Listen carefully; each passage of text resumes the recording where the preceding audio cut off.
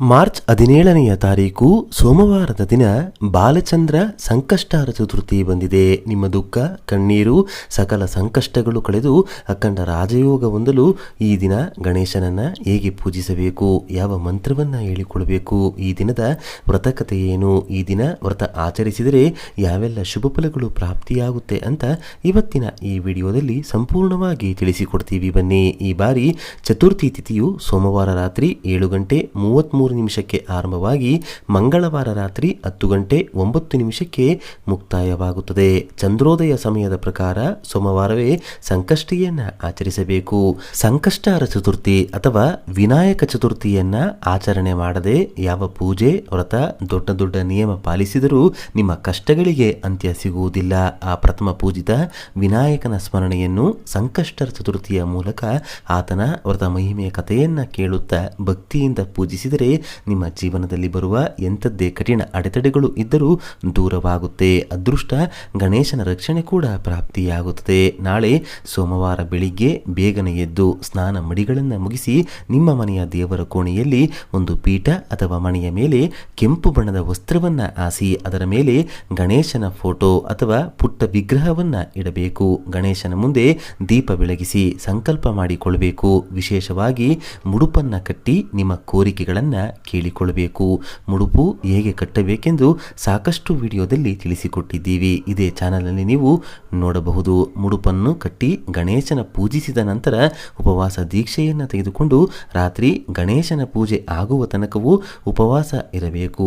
ಈಗ ಪ್ರಸ್ತುತ ಅನುಭವಿಸುತ್ತಿರುವಂತಹ ಸಾಲದ ಸಮಸ್ಯೆ, ಉದ್ಯೋಗದ ಕಿರಿಕಿರಿ, ಮಾನಸಿಕ ವ್ಯಥೆ, ಹಣದ ಸಂಕಷ್ಟ, ವಿದ್ಯೆ, ಪ್ರತಿಯೊಂದು ಸಮಸ್ಯೆಗೂ ನೀನೇ ದಾರಿ ತೋರಿಸಬೇಕು ಗಣಪ ಎಂದು ಆತನನ್ನ ಭಕ್ತಿ ಪ್ರೀತಿಯಿಂದ ಮನದಲ್ಲಿ ನೆನೆಯುತ್ತಾ ಇಡೀ ದಿನ ಕಳೆಯಬೇಕು. ಈ ದಿನ ಚಂದ್ರೋದಯ ಸಮಯ ಬಂದು ರಾತ್ರಿ 9:06 ಈ ಸಮಯದಲ್ಲಿ ನೀವು ಮಹಾಗಣಪನಿಗೆ ವಿಶೇಷ ಪೂಜೆ ಆರತಿಗಳನ್ನು ಮಾಡಿ ನೈವೇದ್ಯಗಳನ್ನು ಅರ್ಪಿಸಿ ನಮಸ್ಕಾರ ಮಾಡಿಕೊಂಡು ಉಪವಾಸ ಬಿಡಬೇಕು. ಗಣೇಶನ ಪೂಜೆ ಮಾಡುವಾಗ ಅಲಂಕಾರಕ್ಕೆ ಹಾಗೂ ಪೂಜೆಗೆ ಕೆಂಪು ಬಣ್ಣದ ದಾಸವಾಳ ಆಗಿರ್ಬೋದು ಅಥವಾ ಕೆಂಪು ಬಣ್ಣದ ಗುಲಾಬಿ ಹೂವು ಆಗಿರ್ಬೋದು ಬಳಸಿಕೊಳ್ಳಬಹುದು. 21 ಗರಿಕೆಯನ್ನು ಗಣೇಶನಿಗೆ ಅರ್ಪಿಸಿ ಪೂಜಿಸಿದರೆ ಕಠಿಣ ಕಷ್ಟಗಳು ಬೇಗನೆ ಕಳೆಯುತ್ತೆ. ಆದ್ದರಿಂದ ನಾಳೆ ಗಣೇಶನಿಗೆ 21 ಗರಿಕೆಗಳು ಸಾಧ್ಯವಾಗಿಲ್ಲವೆಂದರೂ ಕನಿಷ್ಠ 2-3 ಗರಿಕೆಯನ್ನು ಅಥವಾ ಗರಿಕೆಗಳ ಗಂಟನ್ನು ಅರ್ಪಿಸಿ ಇದರಿಂದ ಜೀವನದಲ್ಲಿನ ಕಷ್ಟಗಳಿಂದ ಮುಕ್ತಿ ದೊರೆತು ಕೊಂಚವಾದರೂ ಸುಧಾರಣೆಯನ್ನು ನೀವು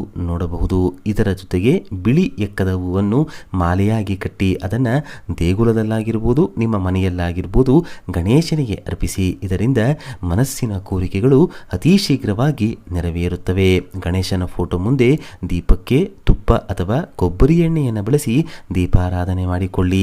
ದೀಪದ ಕೆಳಗೆ 2 ವೀಳ್ಯದೆಲೆ ಹಾಗೂ ಅಡಿಕೆಯನ್ನು ಪಕ್ಕದಲ್ಲಿಟ್ಟು ಗಣೇಶನ ಮುಖ ರೂಪ ಹೊಂದುವಂತಹ ವೀಳ್ಯದೆಲೆಗೆ ನಮಸ್ಕರಿಸಿ ದೀಪವನ್ನು ಹಚ್ಚಿ ಗಣೇಶನ ದ್ವಾದಶ ನಾಮಗಳನ್ನು ನಾಳೆ ನೀವಾಗಿರ್ಬೋದು ನಿಮ್ಮ ಮನೆಯಲ್ಲಿ ಇರುವಂತಹ ಚಿಕ್ಕ ಮಕ್ಕಳಾಗಿರ್ಬೋದು ಹೇಳಿದರೆ ಗಣೇಶನ ಕೃಪೆ ಬೇಗನೆ ಪ್ರಾಪ್ತಿಯಾಗುತ್ತೆ.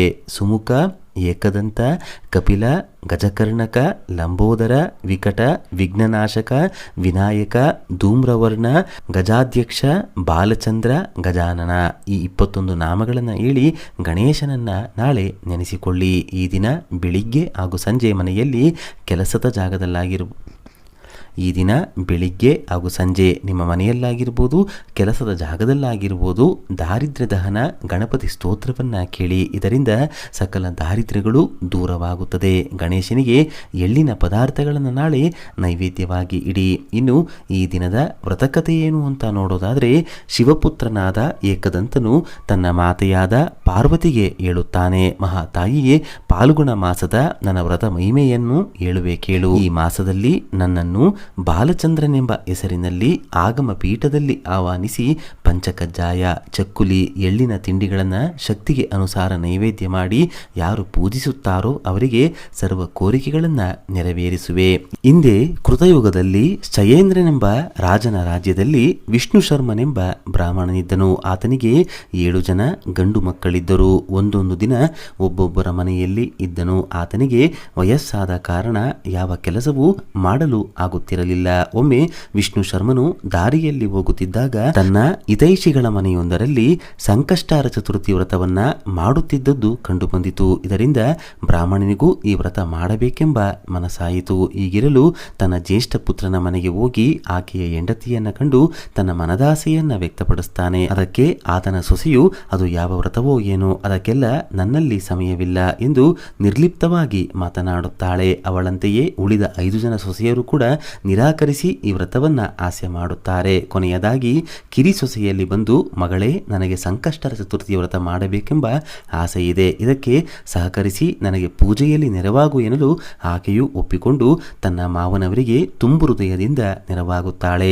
ತತ್ಫಲವಾಗಿ ಆಕೆಯ ಗಂಡನು ಭಾರಿ ಶ್ರೀಮಂತನಾಗಿ ಉನ್ನತ ಮಟ್ಟಕ್ಕೇರುತ್ತಾನೆ. ಇದನ್ನರಿತು ವಿಷ್ಣು ಶರ್ಮನ ಉಳಿದ ಹಿರಿಯ 6 ಜನ ಸೊಸೆಯರು ಕೂಡ ತಮ್ಮ ತಪ್ಪನ್ನ ಮನ್ನಿಸಬೇಕೆಂದು ತನ್ನ ಮಾವನಲ್ಲಿ ಕ್ಷಮೆ ಕೇಳಿ ವಿಶೇಷವಾಗಿ ಮುಂದೆ ಅವರು ಕೂಡ ಈ ಮಹಿಮಾನ್ವಿತ ವ್ರತವನ್ನ ಮಾಡಿ ಸಕಲ ಸುಖ ಯೋಗಗಳನ್ನ ಅನುಭವಿಸಿದರು. ಈ ಕಥೆಯನ್ನ ಕೇಳುವ ಮುನ್ನ ಕಳೆದ ಬಾರಿಯ ಸಂಕಷ್ಟರ ಚತುರ್ಥಿ ವ್ರತ ಕಥೆಯ ವಿಡಿಯೋ ಇದೇ ಚಾನೆಲ್ನಲ್ಲಿ ಇದೆ, ಅದನ್ನ ಕೇಳಿ ನಂತರ ಈ ಕಥೆಯನ್ನ ಮತ್ತೊಮ್ಮೆ ನಾಳೆಯ ದಿನ ಕೇಳಿ.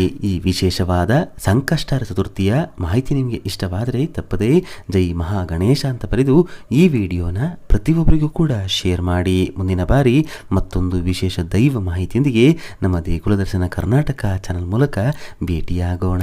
ಧನ್ಯವಾದ ಸ್ನೇಹಿತರೆ.